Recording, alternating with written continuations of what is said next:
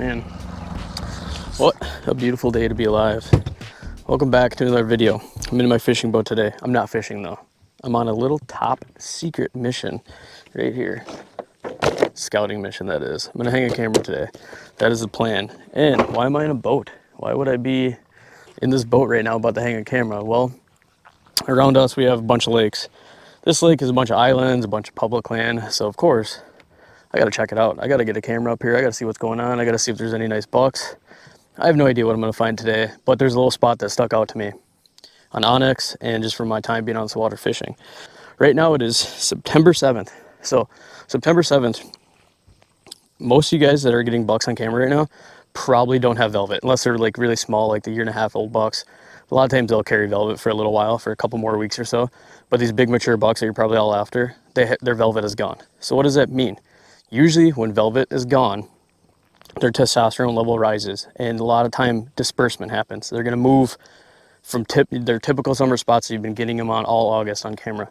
So August is that tricky time of month. It gets your hopes up because you know there's deer in the area, but it sets you up for failure at the start of the season. Not all the time. It's not always the case. There's a majority of deer that if you're in a home area, they're gonna stay in that home area, and hopefully it's a buck that you're after, because when the season opens up, you're gonna be in good hands there. You're gonna be in good shape trying to get on that deer. But majority of the time, these deer disperse, and every area is kind of different. Up here in the big woods, what I typically see is they're not moving 2 miles, 3 miles like you would see in southern Wisconsin or southern Minnesota, Iowa, Ohio, states like that. Those deer have a lot of ag field, and they can move quite a bit farther because it's just simple movement too. It's not, it's not huge, big, expansive woods like you see up here in the Northwoods. So I'll see deer sometimes move 1 mile, 2 miles sometimes, but a lot of times like 1,000 yards. It depends on how the property's set up. If there's a lot of cover, food near that summer bedding area, they're not going to go too far. And typically what you'll see in that little home area where, closest to your camera, one of the dominant bucks that takes over that area, that's who you're going to see kind of early on in the season, leading up into very early November, October, that first week of October. You'll get a good opportunity at a buck. A lot of the other bucks will kind of disperse around it. And it just all depends on how much woods you're hunting, what you have for cover, what you have for edge, what you have for food. Most important things when it comes to hunting: food, cover, water, edge. That's what I look for. I gotta back the boat up though. I'm just rambling right now. I'm about to beach it where I don't want to beach it. So yeah, no, I can't beach it right here. We'll back it up. So on the topic of food, I'm not talking about bean fields anymore. They're switching over. Right now, acorns are falling like crazy. They started actually falling pretty early, but they're just scattered in the woods right now. These deers are hard-horned. They can kind of move around differently now. They're not kind of limited to these open pockets. And what I'm looking for is white acorns. So I'm hoping today on this little scouting mission, I can see here from the water, at least part of the area that I want to at least go explore right now, there's definitely hardwoods. So I'm hoping to find white acorns. And this isn't just this spot. This is every spot. That's what you should be looking for right now, depending on what kind of food source, depending on where you're hunting. But up here in the big woods, it's probably going to be white acorns. They're definitely going to be after that stuff first. So that's what I'm looking for. Those are the adjustments that I'm making from maybe where I was getting them every day on camera and now I'm not. I'm going to adjust a little bit. Where's that nearest food source? What makes sense? Is there cover next to it? Can he bed there? Can he stay in the same bedding and then get out of it in a different way than what he was doing in the open? Getting out of bedding one way, going to something open, going to a field, maybe a mile away or whatever it was. Or is he getting up now from the same bedding area, that same little pocket? He's got a lot of cover and he can get into oaks, 600, 700, 1,000 yards over this way. Those are the small adjustments that I'm making right now to put cameras in. So I'm gonna stop talking now. There's my little velvet off rant. What I'm looking for right now for adjustments and, scouting, boots on the ground, just doing the work. That's just how you're gonna learn. I'm learning. So that's the whole point of this channel. So anyways, I'm done. I'm gonna go beach my boat. I'm gonna go walk around and see what we find.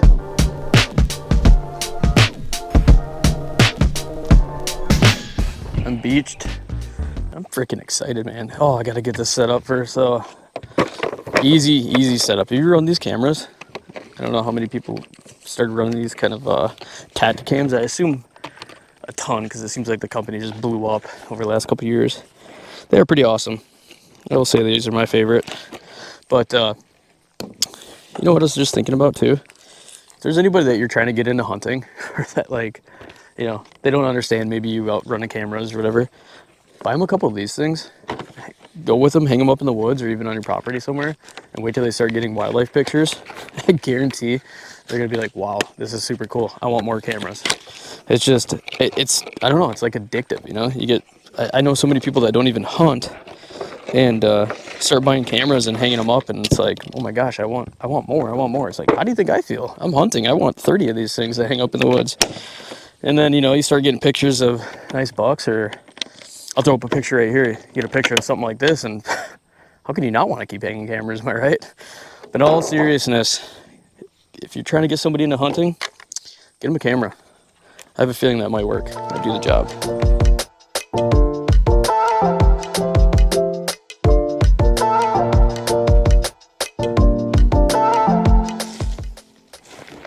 Look at that, right there. Some sort of den. How cool is that? I don't really want to get too close because I'm not sure what it is. I really don't want to disturb anything. Wow, that's super cool. I don't see anything in there right now. Cool spot. Yeah, nothing in there at the moment, but I don't know what it is. I don't see much for sign around it either. Probably something smaller. Could have been a bear, I don't know.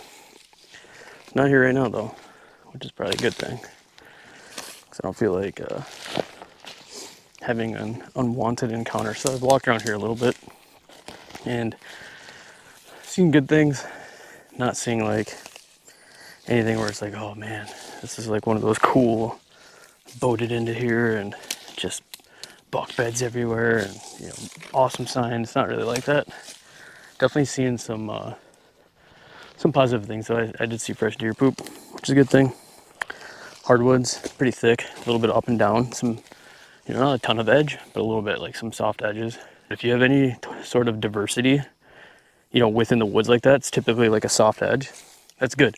A lot of time deer are moving edge. They're creatures of edge, just like fishing. Just like if you're walleye fishing in the spring or late in the fall and you're fishing the edge of the weeds, deer are kind of similar, you know, similar in that regard. Like they like to use edge. Anyways, with this edge, I find a little bit here, nothing spectacular. A couple, like one trail, where actually like right when I beached the boat, walked in, there was like a nice deer trail with fresh poop on it.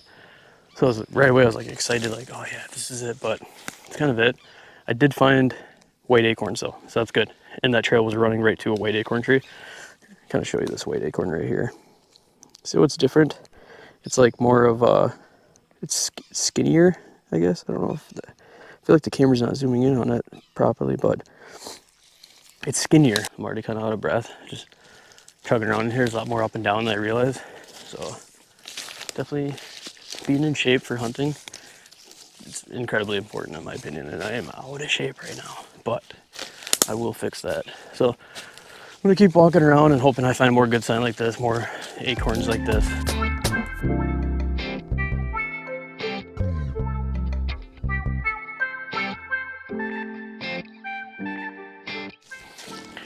Look at this.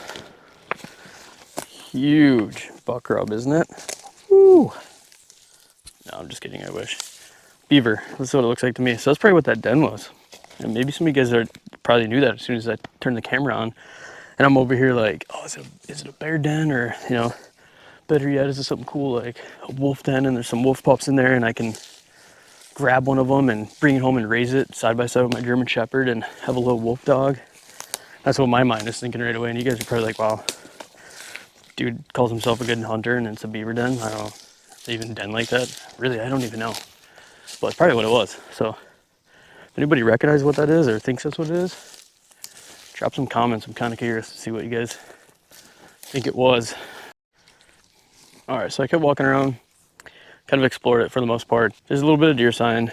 There's white acorns, a little bit of red acorns too. So, you know, maybe it could get good kind of later when the pressure's on. Like I said, could it be one of those like safe haven spots when the pressure's on, or just maybe just unpressured in general. So maybe they move around a bunch in daylight here. I don't know. Didn't see, like I said, a ton of sign, but I'm still gonna put a camera up. Do have like a little trail right here. Kind of see it going that way. Kind of see it going here. So you can see they definitely use this. Right here behind me, if you look over here, some open water here, some open water there, kind of like bottlenecks into like a little, more so an island, a little smaller piece. So that could be like their safe haven. And it's kind of like a peninsula, you know, this direction, which there's a peninsula that kind of bottles neck into this island right here. So basically that, you know, this is like an obvious travel corridor area because it bottlenecks down. So there's not too much space they can move around this. If they're moving through here, they're coming through here. So put a camera up here, you know, nothing to it, and see if there's anything to go after. And then, you know, if there is, just cool camera pictures or whatever, then obviously I'll come back out here and I'll hunt. Oh, well, I guess that's how you did not hang a camera right there. Don't do what I just did. Okay, you can kind of see it went a little high here. Not super high though. I like to go a little higher, but this is just kind of a good tree right here. It's not super thick, but you can kind of see I have a nice backdrop here. I always tie this up.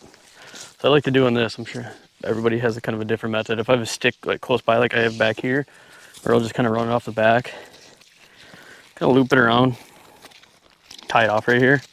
Because that's another thing. Don't want to hang a camera and just leave the strap just like flapping all over the place. So I'll tie it off. Sometimes I'll have to put a stick right here and kind of angle it down.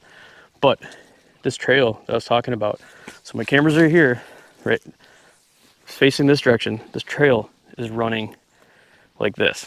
See what I'm saying? So the deer that are kind of using this little bottleneck to go from spot to spot, island to peninsula, they shouldn't be looking at this. It's kind of high enough out of the way. This is far enough away. I'm probably got to be about 10 yards, you know? So kind of a good backdrop here with this tree, all this stuff, and that's pretty much all there is to it. I just kind of wanted to turn the camera on just to hang this, kind of show you guys what I'm talking about, and looks good, and we'll see.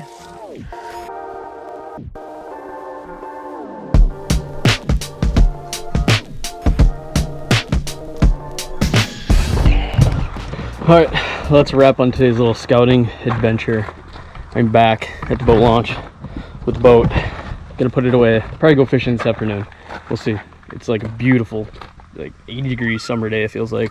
So hopefully in the next week and a half, temperature drops. We get some like northwest winds and, you know, some big bucks to go after, and life is good, right? But just want to do a quick little video, kind of try to relate to guys like me out there trying to just get it done on public land in the big woods, and just wanted to throw that out there with the velvet stuff. If hit a bunch of bucks in August, and now these last 4 days or so, or you know, when you watch this, or say the last like week from say September, pay attention to your cameras, 3rd, 4th, 5th, somewhere in that range, they kind of disappeared.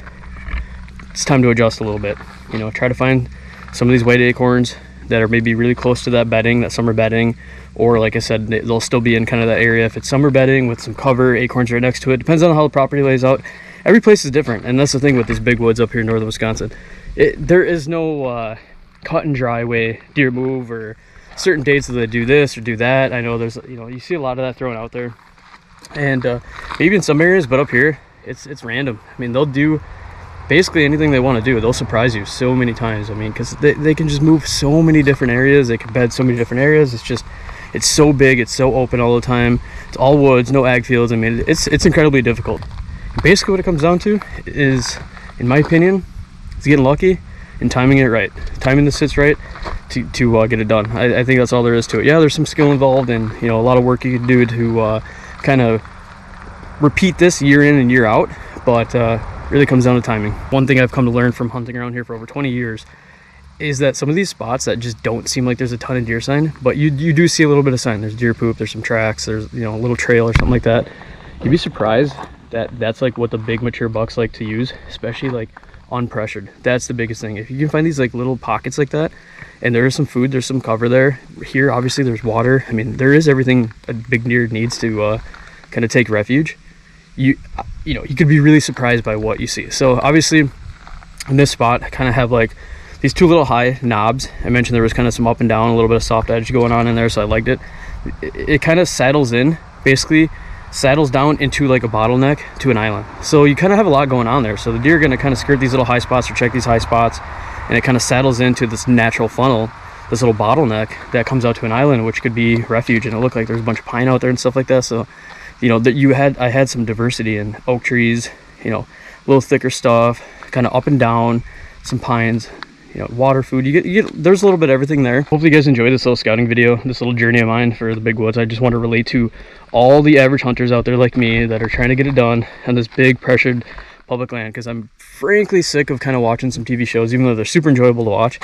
But you know how it is, like everybody, it's like they sit in their food plot, and you know, you got 4-shooter bucks that walk in and they shoot lefty because righty has another year to grow. You know, it's like cool, you know, it is really cool, but it's not real life for most of us. So I'm kind of doing this little journey and how much it takes and the reality of hunting the big public land, pressured woods of northern Wisconsin.